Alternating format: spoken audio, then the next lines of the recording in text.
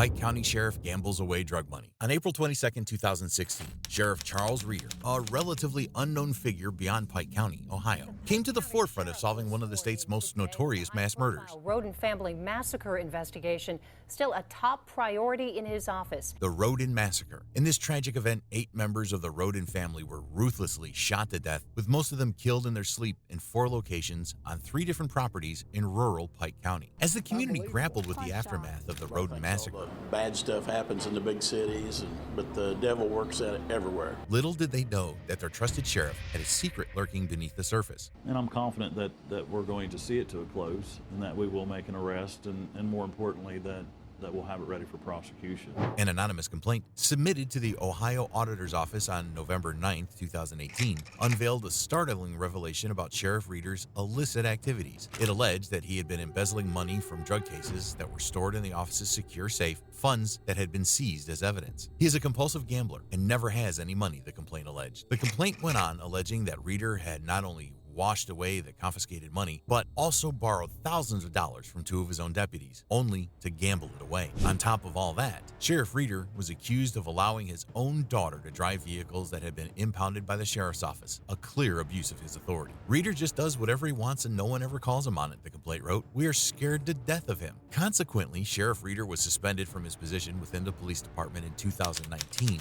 after the allegations came to light. Initially, Reeder faced an extensive 18-count indictment, but eventually he chose to plead guilty, knocking his punishment down to only 5 charges, including 2 counts of theft in the office, 2 counts of tampering with evidence, and 1 count of conflict of interest. The 4 felony offenses that Reeder pled guilty to all involved monies that were seized under suspicion that they were the proceeds of drug trafficking. Reeder's attorney Jim Bulger said the court proceedings shed light on the depths of Sheriff Reeder's gambling addiction. Investigators presented documents in 2019 showing that Reeder was a frequent visitor of the El Dorado Scioto Downs, a gambling establishment located in southern Franklin County. Records from his visits revealed significant losses over the years. Reeder's records at Scioto Downs were pulled, and it was discovered he had lost $595.37 in 2016, $5,526.96 in 2017, and $11,033.54 in 2018. When it came time for his sentencing in March 2021, Sheriff Reeder's defense attorney argued that the prolonged investigation into the Rodin Massacre, coupled with the ensuing pressure, had triggered post-traumatic stress disorder, PTSD, and led to his client's troubling behavior. When it was his turn to defend himself in front of the judge before his sentencing, Sheriff Reeder got emotional and started crying in court, pleading with Judge Cosgrove to not sentence him to prison.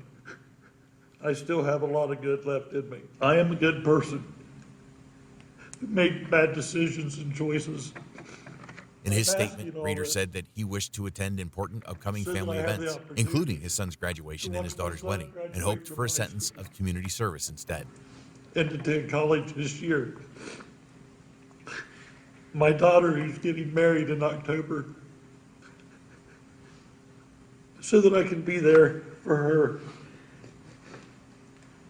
And my wife, so that I can be a husband that I haven't been in 25 years due to my career. Sheriff Reeder attempted to defend himself in front of Judge Patricia Cosgrove by claiming that he had not used the drug money for personal gain, despite mounting evidence suggesting otherwise. For gambling. I took the money, and mind you, this does not excuse it, but from drug dealers that took it from parents of very poor people in this county. Adding that he had used some of it to fund the planting of memorial trees and that he replaced it eventually. It's at the entrance of Western High School to the left as soon as you pull in. Nobody could pay for that tree. Nobody offered to pay for that tree. A drug dealer did. When schools had cheerleading or pee-wee that had car washes and such, I would have our cruisers taken down there. My men and women did not make good money, so some of them would give them $2, $5. I took money from that and I provided it to those people. However, Judge Cosgrove, a retired judge specially appointed to preside over the case, remained unmoved by Sheriff Reeder's display of emotion. In delivering her verdict, she sentenced him to 6.5 years of prison, of which he'll serve 3. As part of the sentencing, Sheriff Reeder was also barred from holding public office in the state of Ohio and won't be able to serve as a peace officer. It cannot be underestimated the damage you have caused to the citizens of Pike County and to law enforcement who every day get up and face the same sort of stresses that you do, she said. They get up in the morning, their family. They don't know if they're going to come home. The sacrifices that these men and women make, I think you've made a mockery of it. They get up in the morning, their family, they don't know if they're going to come home. The sacrifices that these men and women make, I think you made a mockery of them.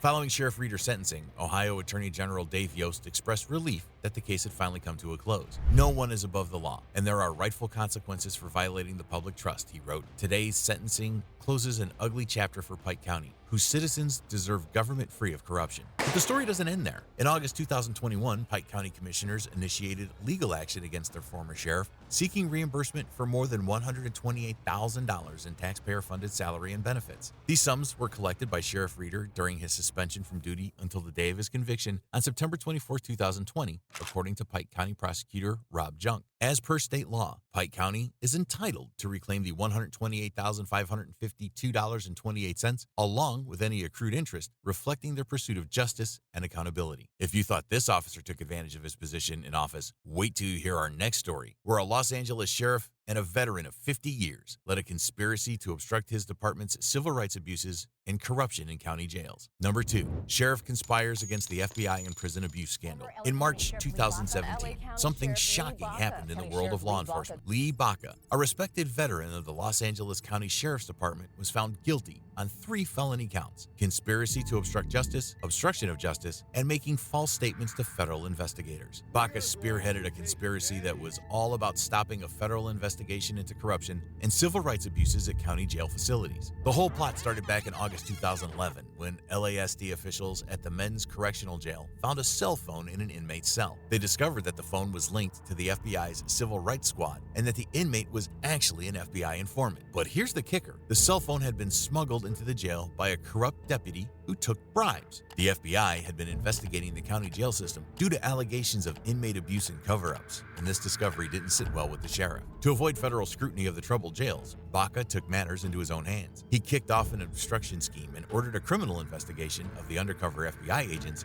and made sure the informant was kept hidden from federal investigators. The conspiracy went even further, with members of the group hiding the informant, tampering with witnesses, and even threatening to arrest the lead FBI agent on the case. It was a full-blown plan to manipulate potential witnesses and intimidate the FBI. During the trial, the lead prosecutor, Assistant U.S. Attorney Brandon Fox, didn't hold back. He condemned Baca as a cowardly king who stayed in the shadows and let his subordinates carry out the dirty work for him. Baca put his right-hand man, then Under Sheriff Paul Tanaka, in charge of the scheme, while he himself participated in numerous meetings and calls with the conspirators. He even admitted to directing his deputies to approach the FBI agent. In 2016, the probe led to Tanaka being found guilty and convicted of obstruction of justice and facing a sentence of 5 years in prison. The investigation also unveiled that Baca had been warned by a top deputy that his actions would amount to obstruction of justice, yet he didn't seem to care. Finally, in May 2017, Baca, who by this point had been diagnosed with Alzheimer's disease, was convicted, and his sentence was handed down by United States District Judge Percy Anderson.